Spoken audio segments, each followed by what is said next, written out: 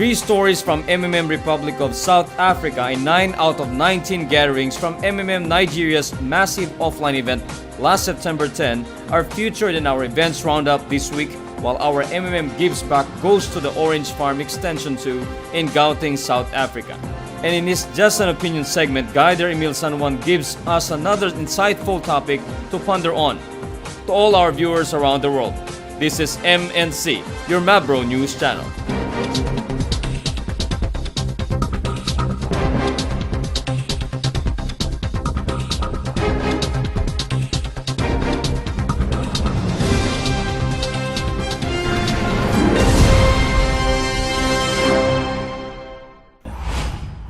This week, our Events Roundup will feature stories from MMM Republic of South Africa and MMM Nigeria, all happening from July to September of this year.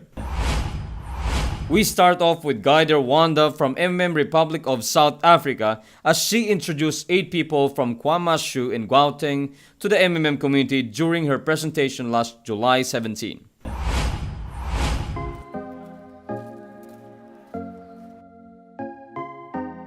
Her goal was to share with them how the MMM platform works and its philosophy and ideology. Speaking in mixed English and African, she started off with an overview of MMM, its ideology, and why Sergey Mavro saw the need to start MMM. From there, she moved on to topics about Mavro, the benefits members get, and MMM's global presence.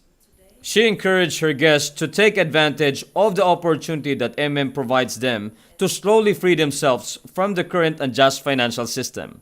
She reminded them too that as a peer-to-peer donation exchange platform, MMM will continue giving benefits only if members will not stop in inviting people and providing help.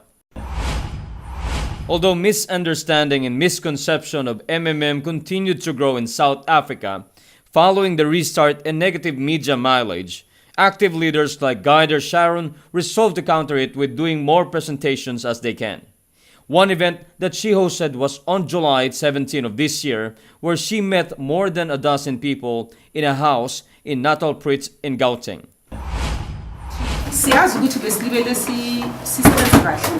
Instead of hiding the truth, she made sure that her first topic will be about the restart status of MMM South Africa so she can explain what caused it. She next recounted how MMM started in South Africa when Busi Malbu from Durban discovered it online. All throughout, she was upfront in telling them that MMM did have its ups and downs, but members were able to sort things out and made a commitment to continue helping each other. She also reminded them that the founder Sergey Mavro has always stressed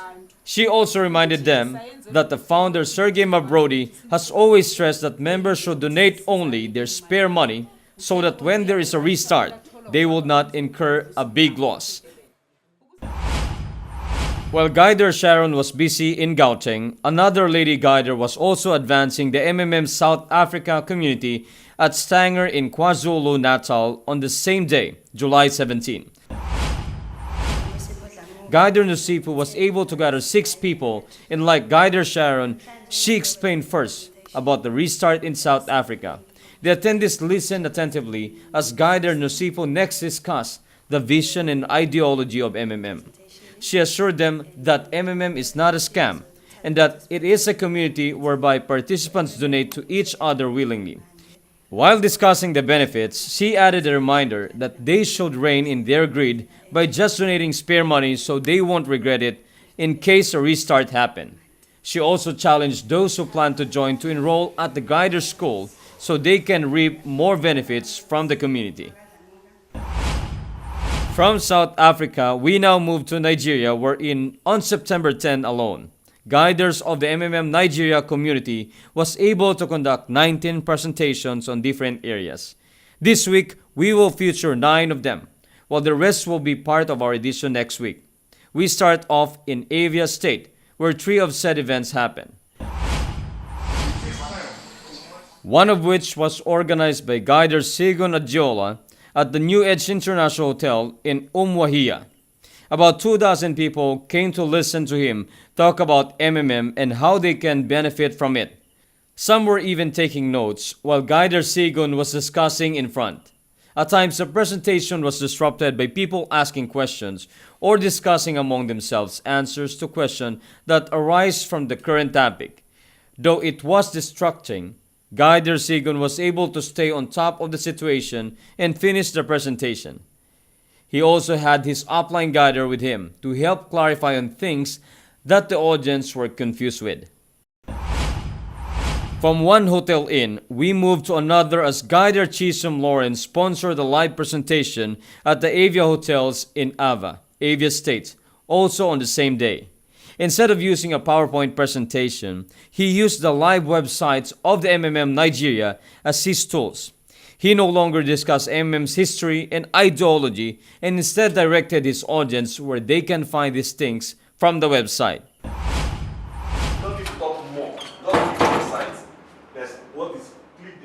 What he focused on was the registration process, the MMM personal office.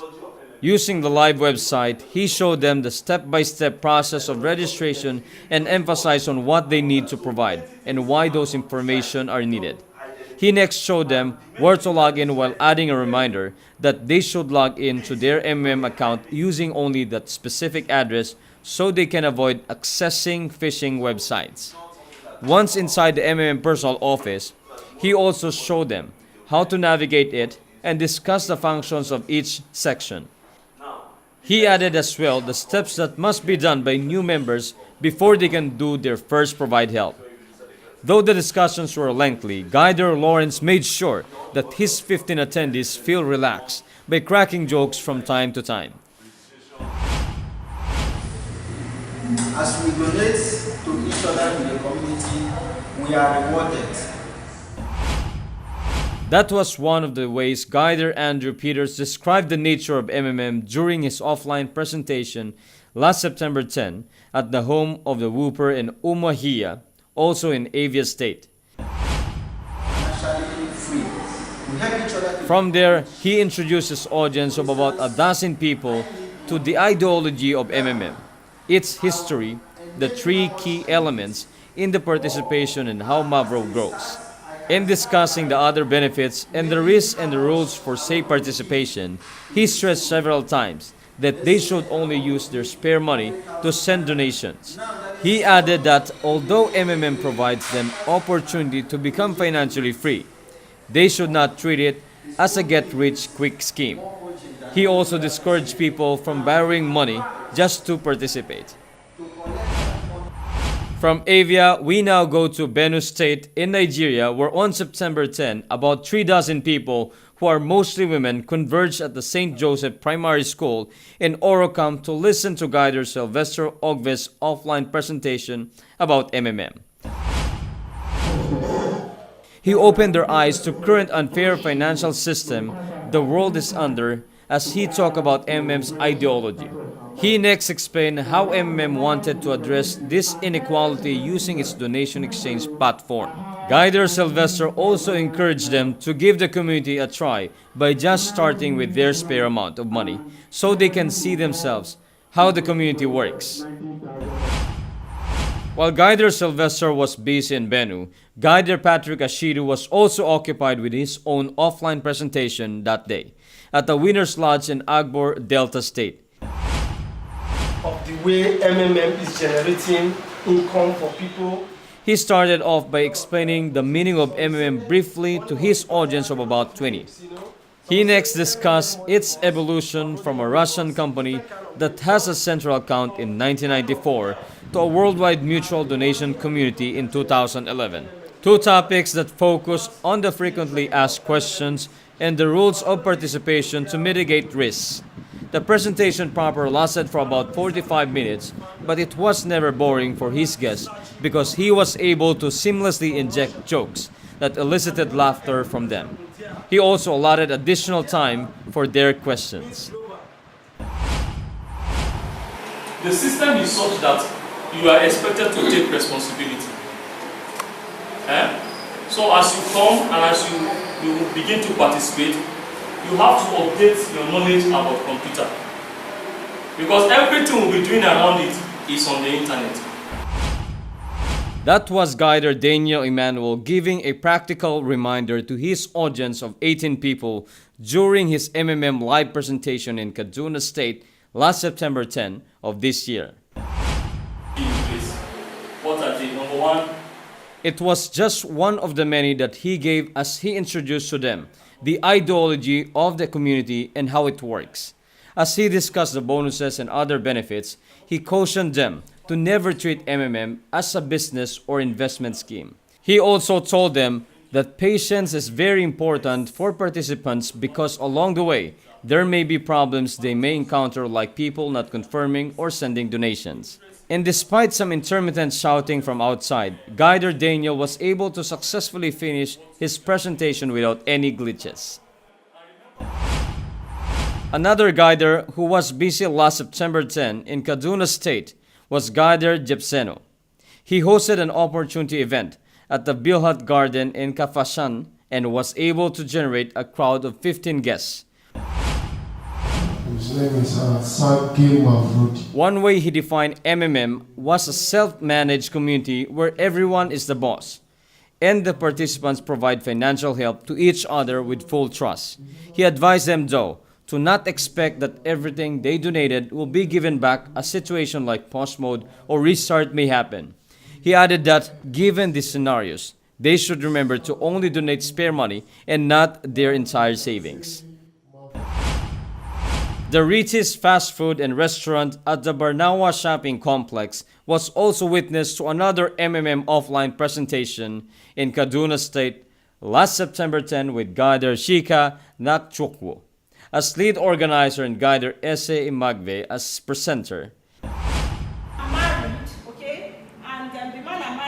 He started off by comparing how banks unfairly reward depositors with small interest rate against how MMM rewards those who commit to make donations. He also discussed how the community operates on the principle of power of giving without a central account of money. Three topics he put emphasis on were the rules on safe participation, the risks involved, and the responsibilities of each member.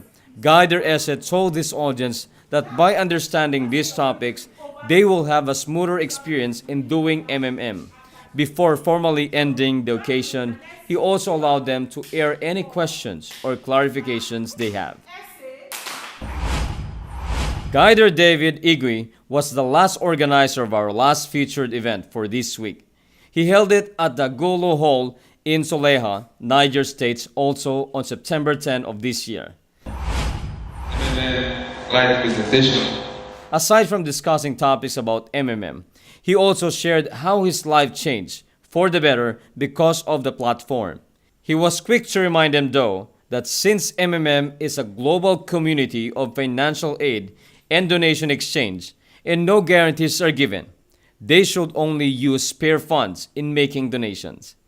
Two people also stood up during the presentation to give their testimonies. Here is a snipper of what one of them said. I'm a preacher. I'm not preaching money, but I know it has actually helped me. So I want to say that MMN works. So I thank God for that group of people. Thank you.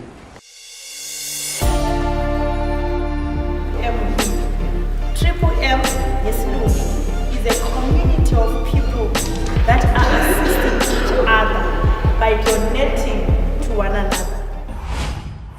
That was Guider Faith as she was introducing MMM to the people of Orange Farm Extension 2 in Gauteng, South Africa during a charity event she sponsored last August 12 of this year.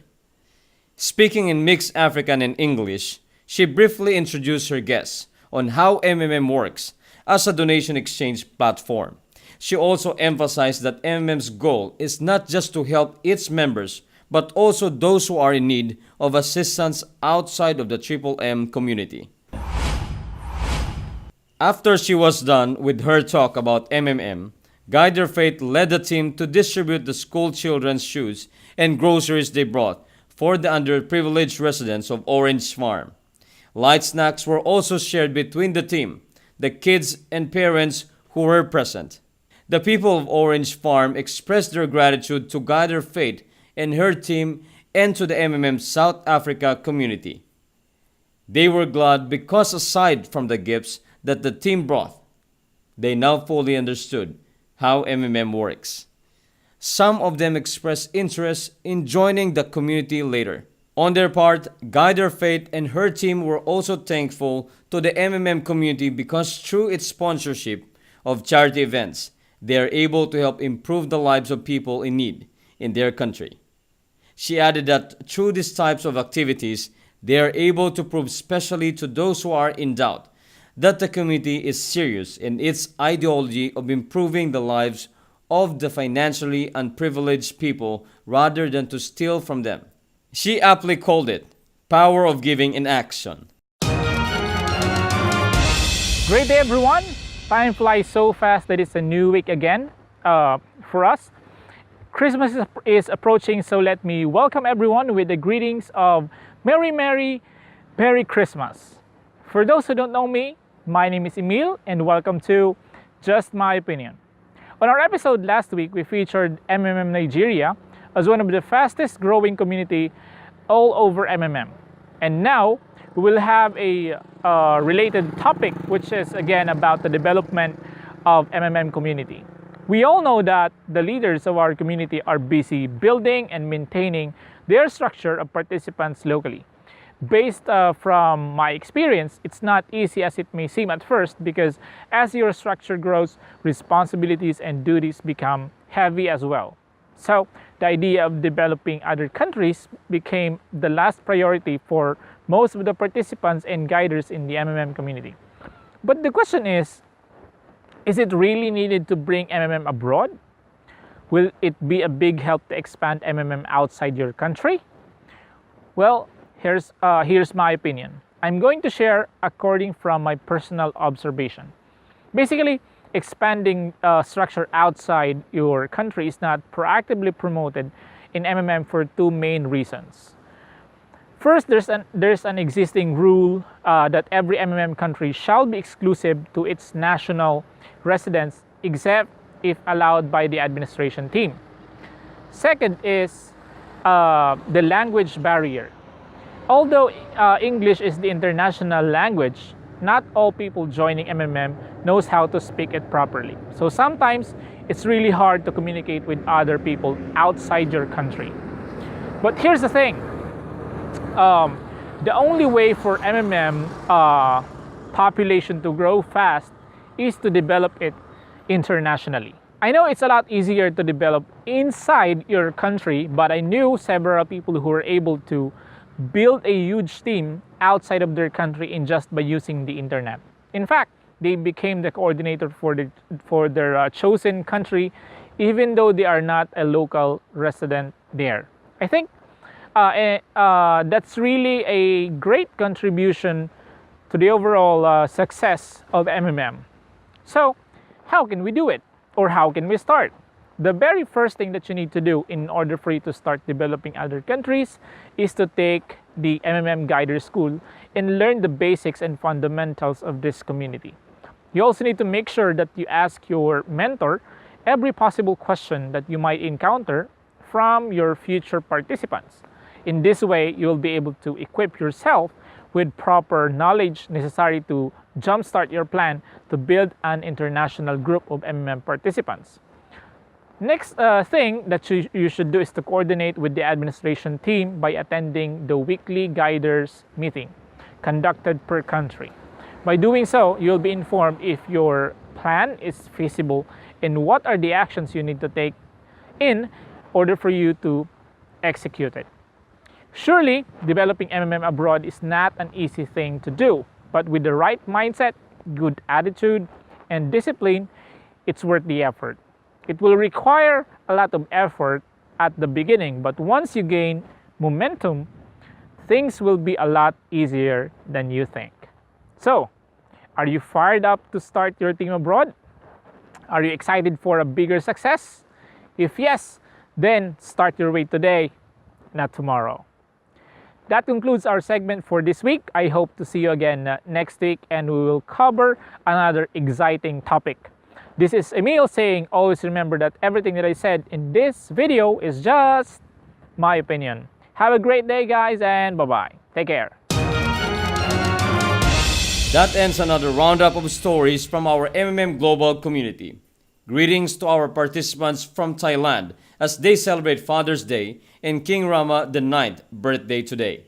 Greetings too to those who will celebrate the Feast of the Immaculate Conception on December 8th. My name is Mark.